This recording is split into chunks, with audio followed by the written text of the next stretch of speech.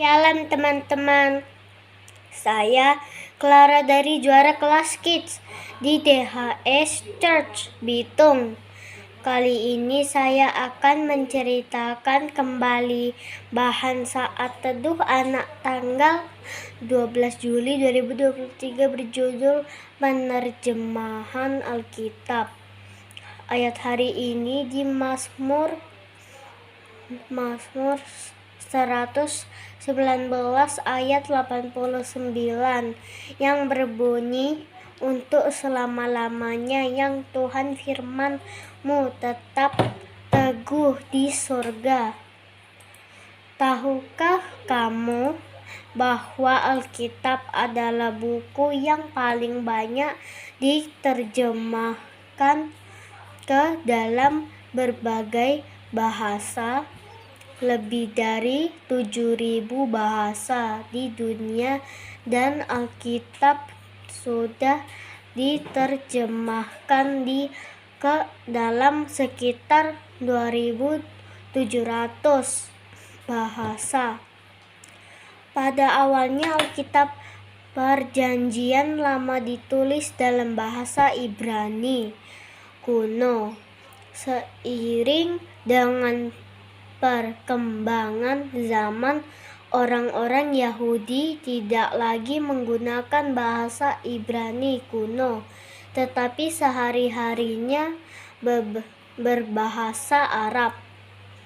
Maka Alkitab Perjanjian Lama pun diterjemahkan dalam bahasa Arab yang disebut Targum, agar orang banyak bisa memahami isinya. Tetapi di rumah-rumah ibadat orang Yahudi, kitab Taurat masih ditulis dan dibaca dalam bahasa Ibrani. Pada abad ketiga SM, Raja Mesir memerintahkan kepada 72 orang ahli kitab Yahudi itu menerjemahkan Alkitab Perjanjian Lama dari bahasa Ibrani ke bahasa Yunani. Seluruh kitab-kitab yang sudah diterjemahkan itu disebut Septuaginta, artinya 70 sesuai dengan jumlah penerjemahnya. Septuaginta inilah yang kemudian diterjemahkan ke dalam berbagai bahasa di dunia. Pada abad keempat, Roma menjadi pusat kekristenan dengan bahasa yang digunakan yaitu bahasa Latin.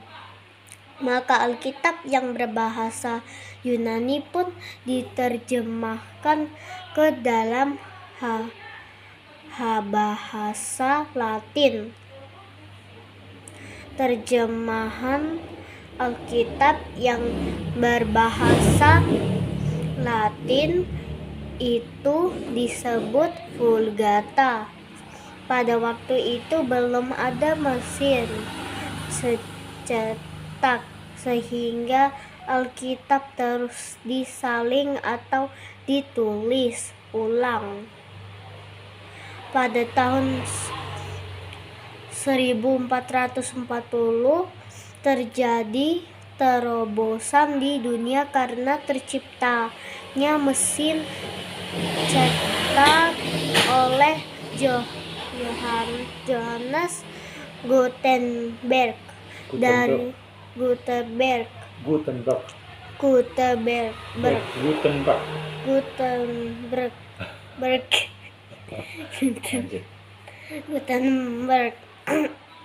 Dari kota Mainz, Jerman. Dan tahukah kamu buku apa yang pertama kali dicetak menggunakan mesin cetak? buatan Johannes Gutenberg.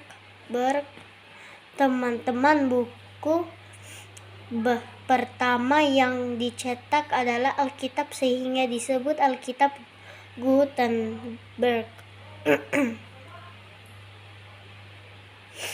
Luar biasa ya teman-teman, Tuhan memakai orang percaya dan memberinya hikmat agar firman Tuhan bisa dibaca oleh banyak orang.